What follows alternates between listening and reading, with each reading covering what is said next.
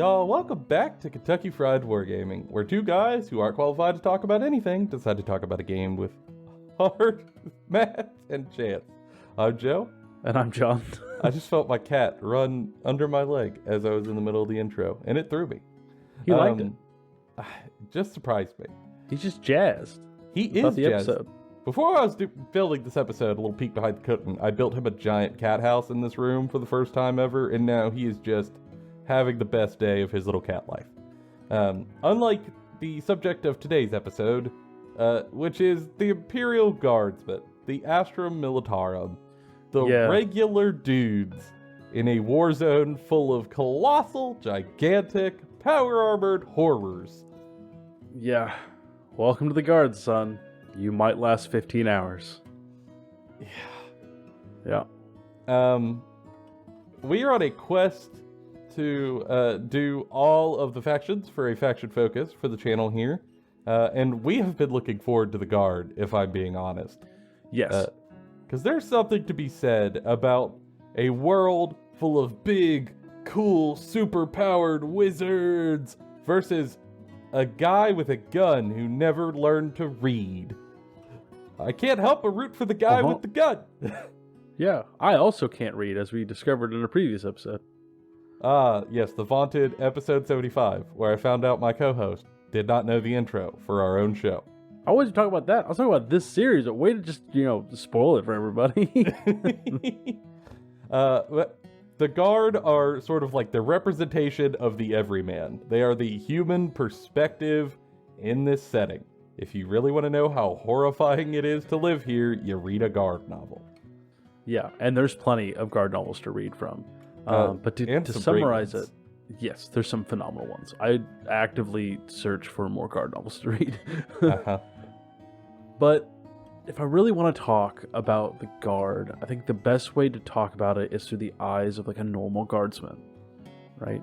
You're a normal person who might be like a farmer who has been raised on this one planet their entire life, and they are just brought in from a tithe to join the Guard, to form a regiment, to go fight in the Imperium's wars, and you are sent to boot camp where you are handed a pamphlet with all of the propaganda.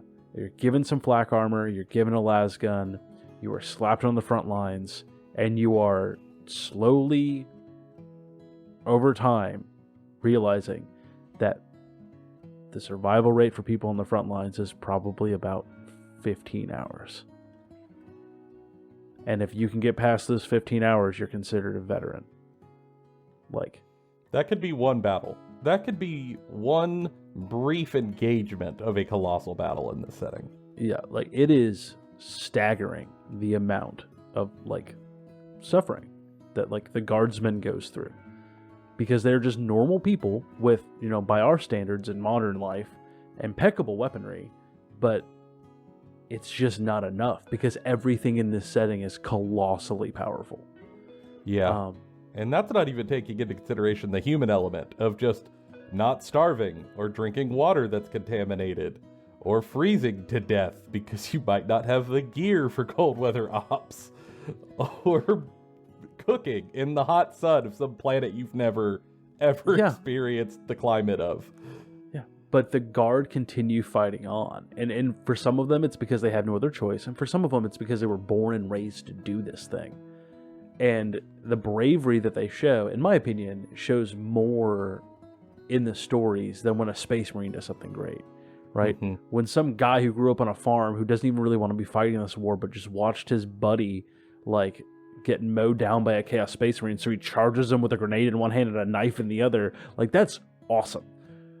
He knows he's dying, but he's doing this because he made a decision. It is one thing to watch a really, really, really cool dude do a cool thing who is set up with all the best stuff to do the cool thing. You're like, yeah, whatever, that's cool. But to watch Randy, guy who knows nothing, maybe 16 years old, do the cool thing and kill the Chaos Space Marine. Yeah. I'm pulling for Randy. I am. You can't help it. The Guard are compelling, damn it. It's very, very touching. I thoroughly enjoy it. And I'm somebody who really likes I watch all World War documentaries. Sorry, like it's just a thing I like, always have. I don't like war, like that's not what I'm saying, but like the concepts and understanding and like the moral behind it is really shown in the Guard with the ideas of trench warfare and how miserable and terrible it is. You know, like they show it right in the novels, and they show it in the setting. Like you can bring so many guardsmen when playing the game, and they just get wiped off the table, like time and time and time again. They just die to nothing. And that's how the commanders view them, is pieces on board. Like there's a meta narrative there that is interesting. Yeah, so like it's not just an army for people who are like, man, I really like soldier guys. Like, there's more to it. There's a lot deeper that you can go than you would initially expect from a force of what is essentially space army. Yeah, just a bunch of grunts who don't know nothing about nothing. Yeah, and if you've been like watching a bunch of these faction focuses and you're like, man, I don't really like super armored like super soldier guys. I kind of like wanted more gritty. This is about as gritty as you can get. And if you want like to really feel it, I recommend the Gaunt's Ghosts novels. Boy howdy. Like, if you're into Band of Brothers, if you're into the Pacific, if you're into Fury, if you're into All Quiet on the front, All Quiet on the Western Front, boy howdy do I recommend Gaunt's Ghosts. Yes. There's a lot of parallels. You'll have a good time. But they also have extremely fluffy rules. Joe, tell me about this army rule. What does the Guard get? I mean, it is what you would expect from a bunch of barely trained recruits. It's orders. Because the Guard survives on rigid structure and orders. They are led by commanders of various types. They're all commanders, though. And these commanders bark orders constantly to try to take this rabble under their command and survive this battle that they really should not survive on the math. And you get to do that on the tabletop with your Guard. So we've got the rule over there, and there's a lot of writing, but don't let that overwhelm you. A lot of that writing is just because you have a lot of options when you go to give orders, but simply put, there are officers in your army. And your officers are going to have a little description on their data sheet that tells you how many orders they can give. And then for every order they can give, they can pick a unit within 6 inches and give them one of the orders. And you can only pick one order for each unit unless there are rules that specify otherwise, and there are. But just base, that's how it works. And it gives you a little bit of flexibility to amplify your units to do what needs to be done in that moment. So for example, maybe it's an early turn, right? Let's say it's like turn 1, it's turn 2, I don't see very well, I don't really have line of sight to do a lot of shooting. I know I need to get up on the objective because John's going to try to clog them up first. So I give the order, move, move, move. And I pick all of my little objective grabber units, and now they get a bonus to move. They can run up the board faster than they would otherwise because their officer has screamed at them to start sprinting. And they do it. And like this is really the core of basic Guard strategy of learning what orders to shout where and how to get the most out of that. But it is definitely a way to tell a high-skilled Guard player versus a lower-skilled Guard player over time. This is a way to like grow into a faction if you start with it. Like learning how to use the orders really helps you. Mm-hmm. And then following that is the Born Soldiers rule, right? Like it's going to be right up here. And it's very simple. Like where orders can be a little bit complicated. This one is just if your dudes stay stationary. So they might often, to be honest, this is kind of a gunline army. You might put them behind an Aegis defense line. You might do that. Mm-hmm. They get the lethal hits ability on all their attacks. Their range attacks, I should say, not melee. Quite good. But it's very good. Like, it allows them to, what are normally, like, kind of underpowered units, except for, like, they're done in number, to punch above their weight class. So it allows, like, the underdog to kind of push a little bit higher. Mm-hmm. Which is very handy. You'd be surprised how much that just benefits you. I mean, massed fire, where you give someone rank, like, first rank, second rank fire, with this, will pump more damage than you would expect. It's surprising. Even out of a little tiny piddly unit of like basic Cadian shock troops, something like that. Yeah. And it gives you a sort of default buff if you're not doing anything else with them in orders. Yeah. But like we've spent a lot of time talking about like your basic dude. But that's not just the only thing the Guard brings. The Guard brings tanks, and I mean tanks. If you love So tanks, many. this army can just be all tanks. If you wanted it to, you could just bring an entire tank company. Yeah, there's a wealth of them. And for me, like when we do these things, we try to pick one data sheet a piece to be representative of an army. And for me, when I think of the Guard, I think of the Lehman Russ battle tank. There are a number of tanks in this data sheet sort of roster, right? Like if you go scrolling, I think there's like 5 or 6 tanks there that you could pick from, just of the Lehman Russ variant. Don't get overwhelmed. They are all Lehman Russes. The big difference is their cannon. Different cannons are meant for killing different things, and you can pick the cannon you want to your heart's content to be very specialized for your battle plan. But for me, what I think illustrates the point and flexibility of the Guard and the Lehman Russ battle tank itself, which is the heart of a lot of it, is how much this does in pretty much every situation. It's not great at any one thing, but it's good at almost everything. So if we look at it, it's got a movement of 10. For a tank, that's pretty great. And a 2+ save, moving at 10 inches, it's going to get where you want it a vast majority of the time. Also, it's toughness 11, not toughness 10. There's a lot of weapons that are strength 10. So your toughness 11 is going to make them inefficient to wound you. It's very significant. 13 wounds is going to make sure that whatever does get through is going to keep you there, even though it might hurt you. Even like if someone 2d6s you for damage and they roll 2 6s, you're still alive. Key. Absolutely key. And it's got an objective control of 3, so it can take objectives. But if you look at its sort of data sheet here, don't get lost in the sauce. It has a lot of weapon options that you can do some customizing on, like sponsons and stuff. But the big thing is that Lehman Russ battle cannon. It's got blast, which is very, very good at killing, bigger units of stuff. It's got a 48-inch range, which is the whole table, if you have line of sight. D6 plus 3 shots makes it much more reliable than something as like a flat D6 weapon. It's hitting on 4s. It's strength 10, -1, 3 damage apiece, which means it can pop things like Terminators or Space Marines or Aggressors or even some like lighter armor.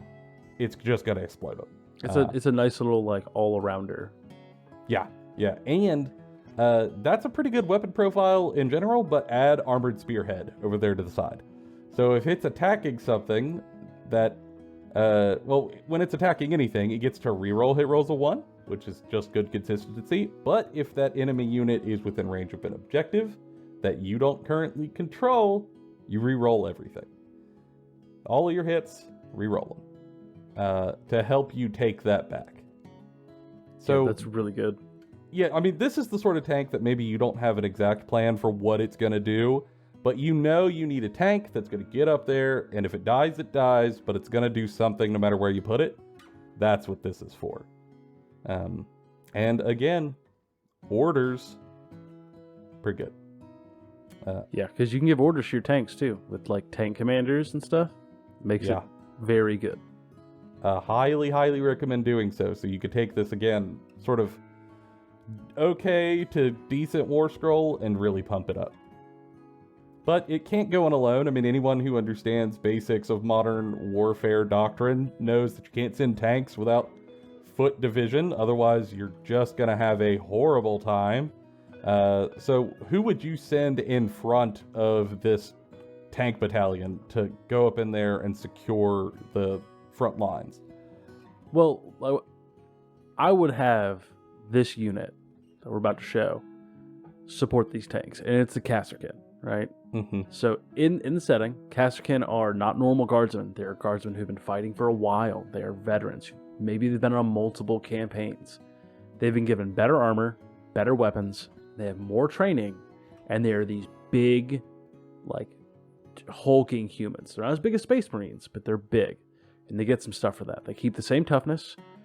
They have a higher save. They have a 4-up save instead of a 5-up save like normal guardsmen. Mm-hmm. But two big things that they can do, right? The two biggest things is that you can bring 4 special weapons in the squad of 10, which lets you pick exactly what you want the squad to do. Do you want them to kill vehicles? Give them 4 Meltas. Do you want them to be really good at taking down Space Marines? Give them 4 plasma guns. Do you want them to be just chewing through infantry?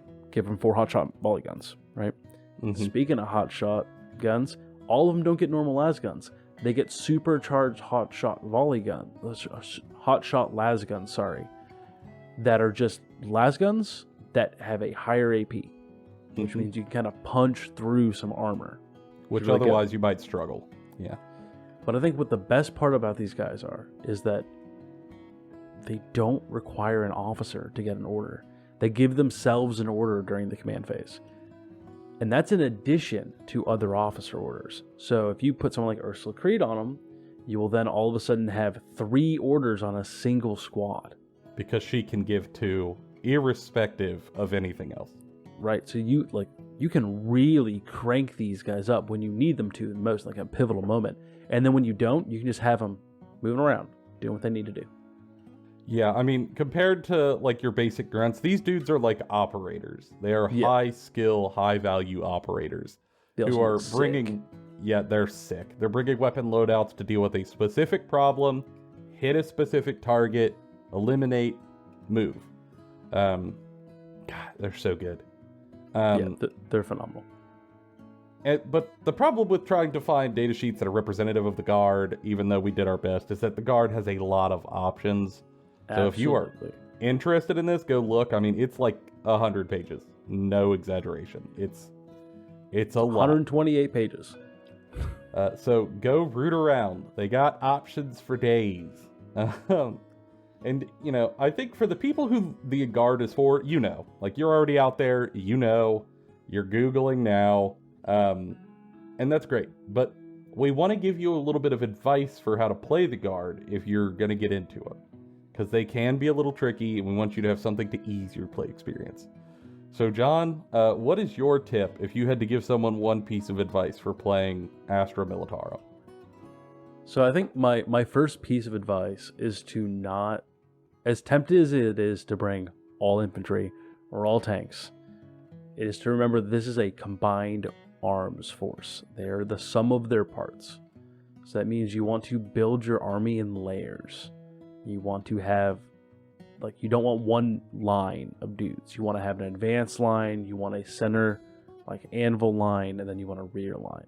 That means bringing artillery, that means bringing some tanks, that means bringing in, squads. Now, you can put those squads in Chimera transports, but you still need to bring the infantry. Yeah. Or else you're not going to hold objectives, you're not going to be able to gum up the works when you need to. Going a little bit wide on what you bring, and just making sure that width is still consistent and synergizes together will make this force really reactive to what your opponent does, which is the thing that they're the best at.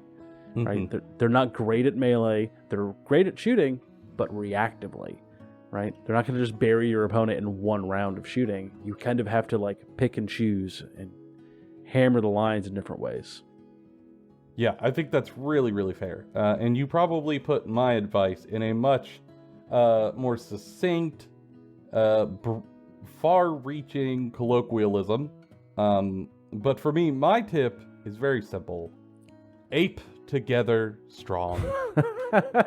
And if you are the Guard and you are unwashed, illiterate ape, you must be with other ape to make it. So bring your guardsmen, run them together, give them orders, bring some tanks to back them up, bring some artillery to shoot over the top. The ape has to work together to survive. And if you can learn how to do that and work in concert with your other units, they are going to work much, much better than any one of them working alone. And it's not an Astra Militarum movie, but also watch the Planet of the Apes movies. It's an Astra Militarum movie. Doesn't have to be because of this. They're just good movies. Just really watch them. Just, God, ape together strong. I could do a whole episode on that. We're gonna get that tattooed across our foreheads. Yeah. God, I can't believe we take life advice from ape movies. I can't. But if the guard or apes are not for you, do not fret. We are doing so many faction focuses. Please go look at the channel. There's going to be more. Or if the guard is for you, but we missed a question that you would like answered, because by God, there's a lot of interactions in there. Yeah.